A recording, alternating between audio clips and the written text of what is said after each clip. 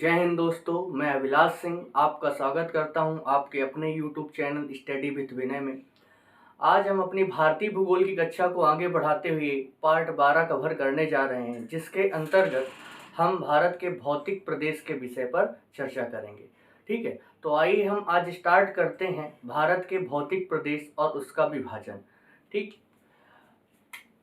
तो एक चीज याद रखिएगा, हमारा संपूर्ण भारतवर्ष प्राकृतिक रूप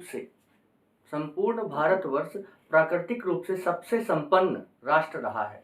ठीक है, अभी तक हमारा भारतवर्ष प्राकृतिक रूप से सबसे संपन्न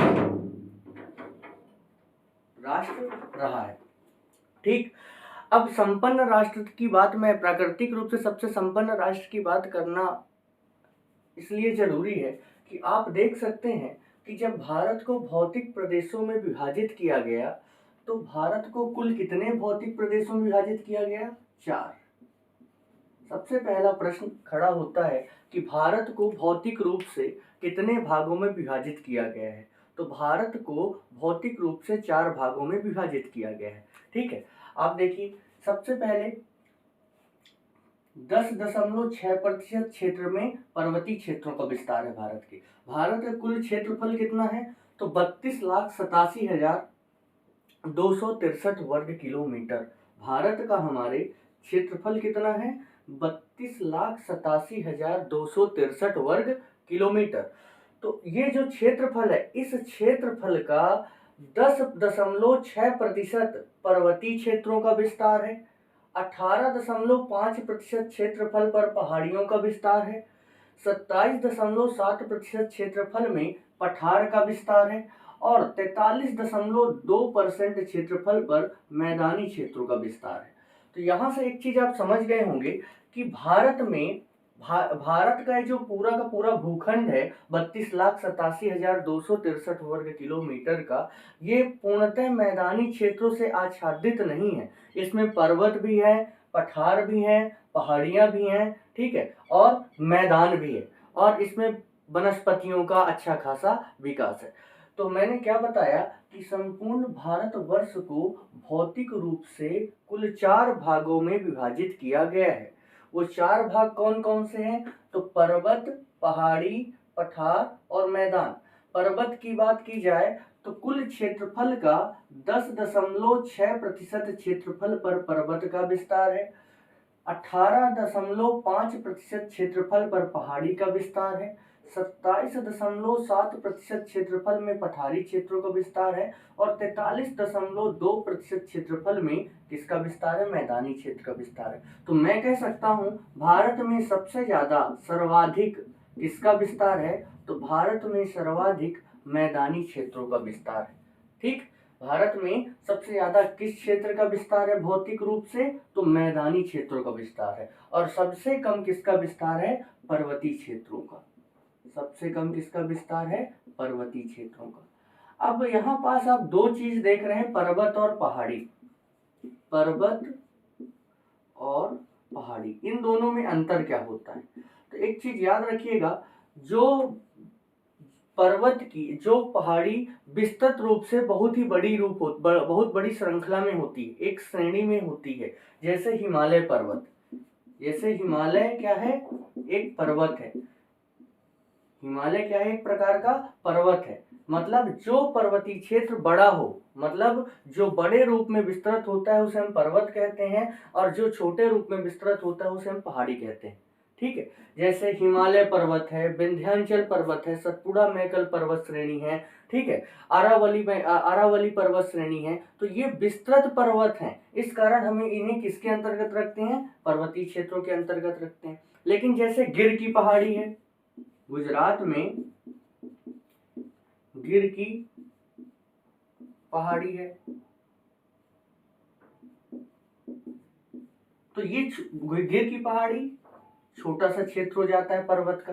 ठीक है, तो पर्वत के छोटे भाग को ही हम क्या कहते हैं? पहाड़ी कहते हैं, और विस्तृत भाग को हम क्या कहते हैं? पर्वत कहते हैं। ठीक, तो ये चीज आप समझ गए होंगे, पर्वत और पहाड़ी में अंतर। तो जो पर्वत है, जैसे हिमालय पर्वत हो गया, अरावली विंध्याचल, सतपुड़ा मैकल पर्वत श्रेणी। तो ऐसे जो पर्वत श्रृंखलाएं हैं भारत में वो कितने परसेंट में है? 10.6%। और जो गिर की पहाड़ी है, ठीक है, भांडेर की पहाड़ी है, कैमूर की पहाड़ी है, विंध्यन श्रेणी है। तो ऐसे छोटे छोटे पर्वत श्रेणी कितने हैं भारत में? लगभग 18.5% क्षेत्र पे। तो ये चीज आप अच्छे समझ गए होंगे। अब ये पूरी की पूरी भौतिक विभाजन की प्रक्रिया को आइए हम मैप में देखते हैं। ये जो ऊपर का क्षेत्र आप देख रहे हैं, जम्मू कश्मीर से लेकर यहाँ पास है आपका हिमाचल प्रदेश, यहाँ है आपका JMK यानी जम्मू कश्मीर, और यहाँ है आपका लद्दाख। तो जम्मू कश्मीर, लद्दाख, यहाँ है आपका हिमाचल प्रदेश, यहाँ है आपका पंजाब, उत्तराखंड, सिक्किम और अरुणाचल प्रदेश। ये है नीचे आपका असम, यहाँ क्या है? असम, नागालैंड, मणिपुर, मिजोरम। तो ये ऊपर का जो भारत का उत्तरी हिस्सा है, इस उत्तरी हिस्से पर आपको पता है एक विशाल पर्वतमाला विस्तृत है, जिसे आप क्या कहते हैं? हिमालय पर्वत कहते हैं। यहाँ कौन सा पर्वत विस्तृत है? हिमालय पर्वत विस्तृत है। ठीक है, तो भारत के सबसे उत्तरी क्षेत्र पर किसका विस्तार है? पर्वतीय क्षेत्रों का विस्तार है। ठीक, फिर उसके नीचे आते हैं तो पर्वत के जस्ट हिमालय पर्वत के नीचे का जो क्षेत्र है, ये जो पूरा आप देख रहे हैं, ये मैदानी क्षेत्र कहलाता है। ये जो पूरा का पूरा क्षेत्र है, ये कैसा क्षेत्र है? मैदानी क्षेत्र। अब इस क्षेत्र में गंगा और यमुना नदी प्रमुख रूप से बहती हैं, और यहाँ से आपके असम वाले क्षेत्र से ब्रह्मपुत्र नदी बहती है। तो इस मैदानी क्षेत्र को हम क्या कह सकते हैं? याद रखिएगा, इस मैदानी क्षेत्र को हम कहते हैं गंगा यमुना और ब्रह्मपुत्र का मैदान। ब्रह्मपुत्र का मैदान। मैंने क्या बताया कि भारत के उत्तरी हिस्से पर जैसे JMK है, लद्दाख है, पंजाब, हिमाचल प्रदेश, उत्तराखंड, सिक्किम, अरुणाचल प्रदेश, नागालैंड, मणिपुर, मिजोरम साइड, ये इस क्षेत्र पर आपके हिमालय पर्वत का विस्तार है। अब हिमालय पर्वत के जैसे ही हम नीचे आते हैं, हिमालय पर्वत के जैसे नीचे वाले क्षेत्र पर आते हैं, तो पर्वत के नीचे जो तराई वाला क्षेत्र होता है उसे हम मैदान कहते हैं। ठीक, तो नीचे वाले क्षेत्र पर मैदान का विस्तार है, और ये मैदान इस मैदान को किस नाम से जाना जाता है? तो गंगा यमुना ब्रह्मपुत्र के मैदान के नाम से जाना जाता है। ठीक, तो ये बीच वाला क्षेत्र यहाँ राजस्थान, उत्तर प्रदेश, हरियाणा, मध्य प्रदेश का कुछ हिस्सा, बिहार, ये पूरा क्षेत्र, असम, ये वाला पूरा हिस्सा, ये यहाँ इस पूरे क्षेत्र पर किसका विस्तार है? आपके मैदानी क्षेत्रों का विस्तार है। तो यहाँ मैं लिख सकता हूँ गंगा यमुना और ब्रह्मपुत्र का मैदान। गंगा यमुना मैदान, और ये क्या है आपका? ब्रह्मपुत्र का मैदान।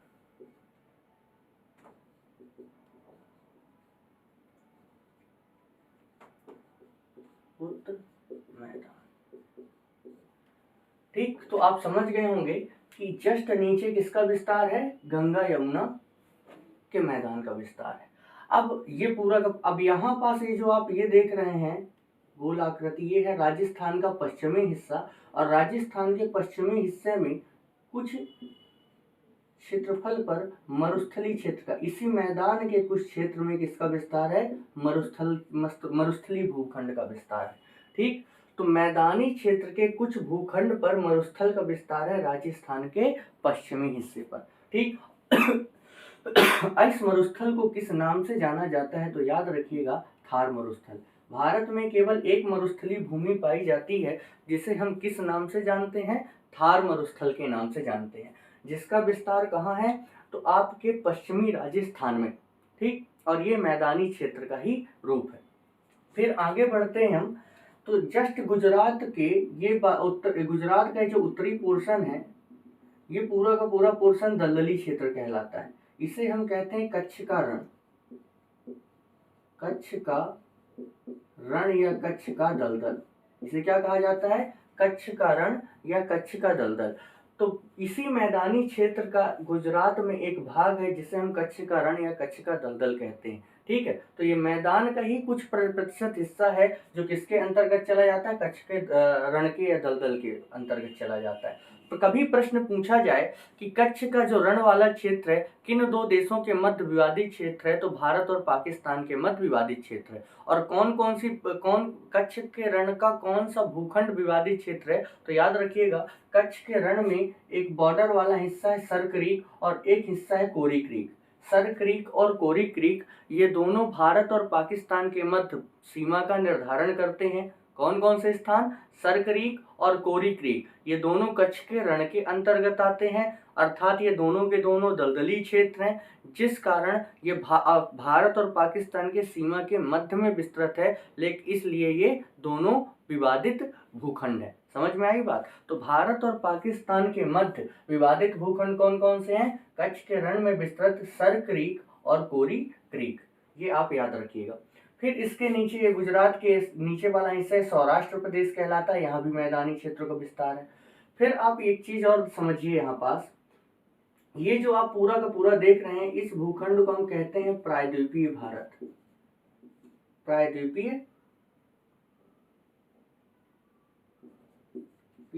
भारत का पठार, भारत का पठार,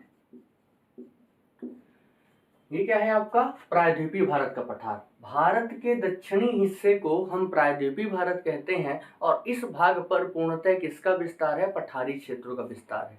पठार किसे कहते हैं? तो भूमि के उबड़ खाबड़ मैदान को, भूमि के उबड़ खाबड़ मैदान को ही क्या कहा जाता है? मैदान, पठार कहा जाता है। जैसे आप किसी रास्ते से चलना प्रारंभ करते हैं, अचानक उस पर चढ़ाई आ जाती है, फिर अचानक उस पर उतारा आ जाता है, तो ये जो कंडीशन होती है ये पठारी क्षेत्रों की होती है, जहाँ भूखंड समतल न होकर उबड़ खाबड़ होता है। ठीक, तो समझ गए होंगे। तो भारत का जो दक्षिणी हिस्सा है उसे हम क्या कहते हैं? प्रायद्वीपीय भारत कहते हैं। अब इस प्रायद्वीपीय भारत का ये जो पश्चिमी वाला क्षेत्र है इसे हम पश्चिमी तटीय मैदान कहते हैं। पश्चिमी तटीय मैदान, इसे क्या कहा जाता है? पश्चिमी तटीय मैदान। और ये पूरा पूरा जो मैदानी क्षेत्र है इसे कहा जाता है पूर्वी तटीय मैदान। इसे क्या कहते हैं हम? पूर्वी तटीय मैदान। एक चीज और समझिए, ये प्रायद्वीपीय भारत का पठार है, इसके पश्चिमी क्षेत्र पर एक पर्वत विस्तृत है जिसे हम पश्चिम घाट पर्वत या सह्याद्री पर्वत के नाम से जानते हैं। प्रायद्वीपीय भारत के पठार में एक पर्वत का विस्तार है, इसे हम क्या कहते हैं? पश्चिमी घाट पर्वत, इसी को हम सह्याद्री के नाम से जानते हैं। तो ये जो है ये जो यहां से लेकर आपके ये मध्य प्रदेश से एक नदी निकलती है ताप्ती नदी, तो ताप्ती नदी अरावली श्रेणी को पश्चिमी घाट पर्वत से अलग कर देती है। ठीक है, देखिए यहां से लेकर केरल राज्य तक, केरल तमिलनाडु तक जो पर्वत विस्तृत है उसे हम क्या कहते हैं? पश्चिमी घाट पर्वत। पहाड़ी नहीं है, क्या है? पर्वत, पश्चिमी घाट पर्वत। ठीक, और पश्चिमी घाट पर्वत को ही किस नाम से जाना जाता है? सह्याद्री के नाम से जाना जाता है। इसी को किस नाम से जाना जाता है? सह्याद्री के नाम से जाना जाता है। भारत में सदाबहार वन या 12मासी वन कहाँ पाए जाते हैं? आपके इसी पश्चिमी तटीय मैदानी क्षेत्र पर और पश्चिमी घाट पर्वतीय क्षेत्र पर। ठीक, और ये जो पूर्व में आप देख रहे हैं, ये पूर्वी तट पर भारत के इस हिस्से पर ये जो पर्वतीय क्षेत्र विस्तृत हैं इन्हें हम क्या कहते हैं? पूर्वी घाट पर्वत, पूर्वी घाट पर्वत। ठीक, तो मैंने क्या बताया कि भारत के दक्षिणी हिस्से को प्रायद्वीपीय भारत कहते हैं और इस भूखंड के लगभग 80% क्षेत्र में पठारों का विस्तार है। किसका विस्तार है? पठारी क्षेत्र का विस्तार है। मतलब उबड़ खाबड़ मैदानी क्षेत्र का विस्तार है। अब इसके पश्चिमी क्षेत्र पर, प्रायद्वीपीय भारत के पश्चिमी क्षेत्र पर जो मैदानी क्षेत्र विस्तृत है, ये जो क्षेत्र है इसे हम पश्चिमी तटीय मैदान कहते हैं, और जो प्रायद्वीपीय भारत के पश्चिम में पर्वत विस्तृत है उसे हम पश्चिमी घाट पर्वत या सह्याद्री कहते हैं। यही कंडीशन पूर्व में भी लागू होती है। पूर्व में ये जो मैदान आप देख रहे हैं इसे पूर्वी तटीय मैदान, और ये जो पर्वत देख रहे हैं इसे आप क्या कहते हैं, पूर्वी घाट पर्वत कहते हैं। ठीक, तो ये पूरा का पूरा आपका क्या है, प्रायद्वीपीय भारत का पठार। प्रायद्वीपीय भारत के पठार के अंतर्गत देखते हैं क्या क्या चीजें हैं। तो देखिए, भारत में सबसे ज्यादा किसका विस्तार है, लगभग 43.2% क्षेत्रफल में मैदान का विस्तार है। तो आप देख सकते हैं ये भी क्या है, मैदान, ये भी क्या है, मैदान आपका। तो ये दोनों मैदानी क्षेत्र हो गए। फिर ये गुजरात के सौराष्ट्र प्रदेश वाला क्षेत्र, ये भी कैसा है, मैदानी क्षेत्र है। फिर ये पूरा जो आप ये गैप देख रहे हैं ये भी कहेगा गैप है। ये पूरा का पूरा जो क्षेत्र है ये भी किसका है, गंगा यमुना का मैदान है। तो यहाँ भी मैदान, इस क्षेत्र में भी मैदान, यहाँ भी मैदान और यहाँ भी मैदान, और असम में विस्तृत ब्रह्मपुत्र का मैदान। इन सबको मिला दिया जाए तो टोटल क्षेत्रफल मैदानों को कितना हो जाता है, 43.2%। इसलिए हम कहते हैं कि भारत में सर्वाधिक भौतिक रूप से किस क्षेत्र का विस्तार है, तो मैदानी क्षेत्रों का विस्तार है। ठीक, और फिर दूसरे नंबर में क्या है, पठार, 27.7%, जिसमें सबसे ज्यादा योगदान किसका है, प्रायद्वीपीय भारत के पठार में। प्रायद्वीपीय भारत के पठार को आप समझिए, ये है प्रायद्वीपीय भारत का जो पठार, इसके सबसे इस वाले हिस्से पर, उत्तर पश्चिम वाले हिस्से पर गुजरात से लेकर दिल्ली तक एक पर्वत का विस्तार है, जिसे हम दुनिया की सबसे पुरानी पर्वत कहते हैं। दुनिया की सबसे प्राचीन पर्वत श्रृंखला कौन सी है, तो अरावली पर्वत श्रृंखला है, जिसका विस्तार कहाँ है, आपके गुजरात से लेकर दिल्ली तक। ठीक, ये आपके गुजरात, राजस्थान, हरियाणा और दिल्ली तक विस्तृत है पर्वत। और ये कौन सा पर्वत है आपका, अरावली पर्वत, अरावली।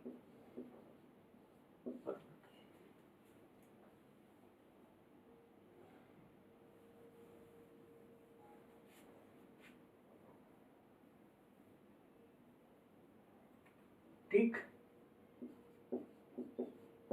तो अरावली पर्वत कहाँ है आपके, प्रायद्वीपीय भारत के उत्तरी क्षेत्र में। तो आप समझ सकते हैं कि अरावली पर्वत भी किसका हिस्सा है, प्रायद्वीपीय भारत के पठार का।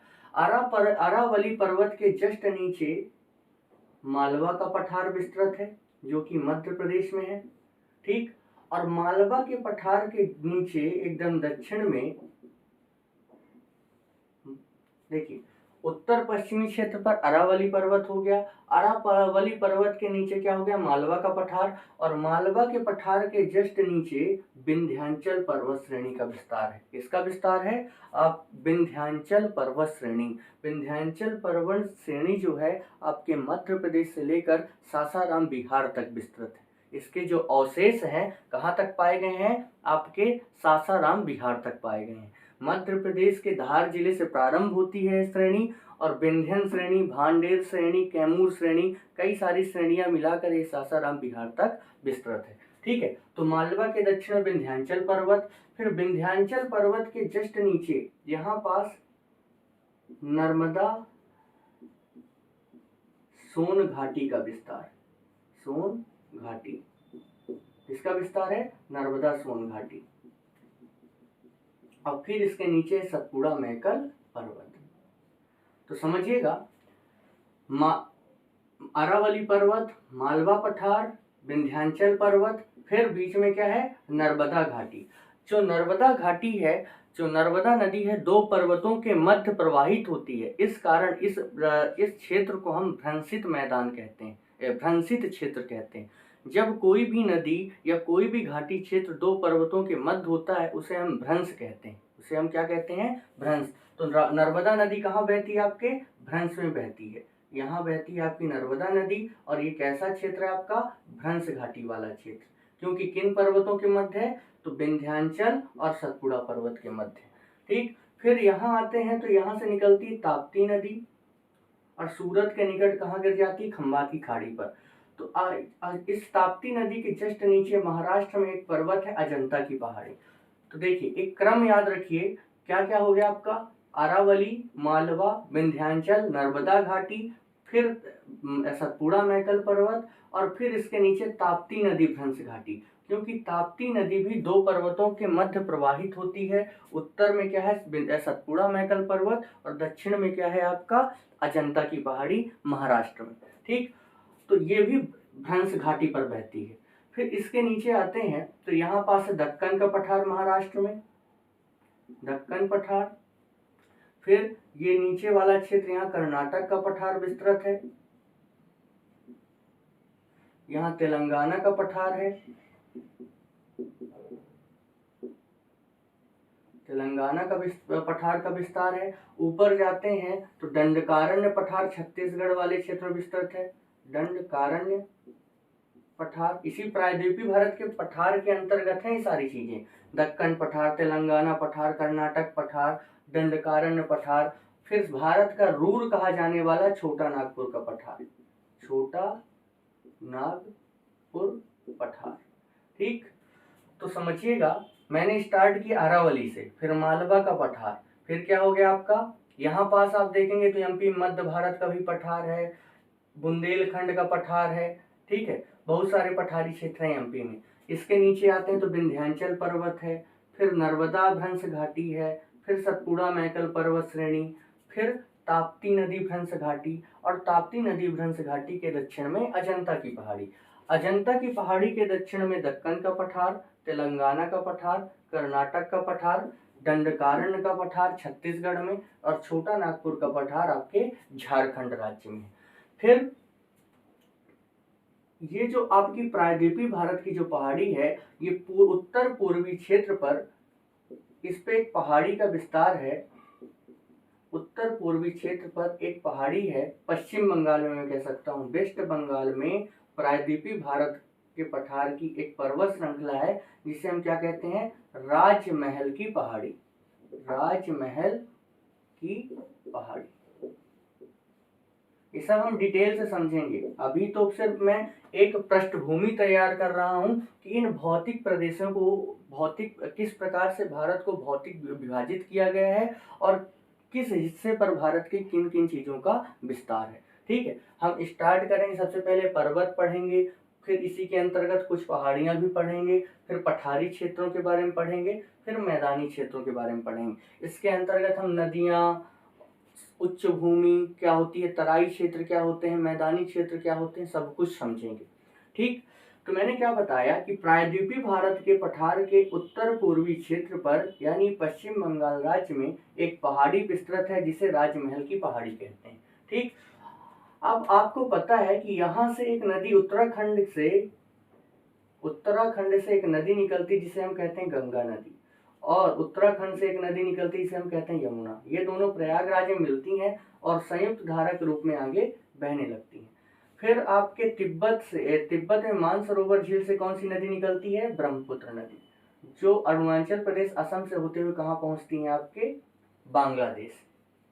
तो गंगा भी जाके क्या कहाँ प्रवाहित होती है, भारत से निकलकर किस देश में जाती है, तो बांग्लादेश में, और ब्रह्मपुत्र नदी भी भारत से होते हुए कहाँ पहुंचती है, बांग्लादेश। अब ये जब दोनों बांग्लादेश में आपस में मिल जाती हैं तो इन दोनों से आकर एक नदी मिलती है मेघना, और इनकी संयुक्त धारा को मेघना के नाम से जानते हैं। ठीक है, गंगा को बांग्लादेश में पद्मा कहते हैं और ब्रह्मपुत्र को जमुना कहते हैं, ये मैं आगे बताऊंगा।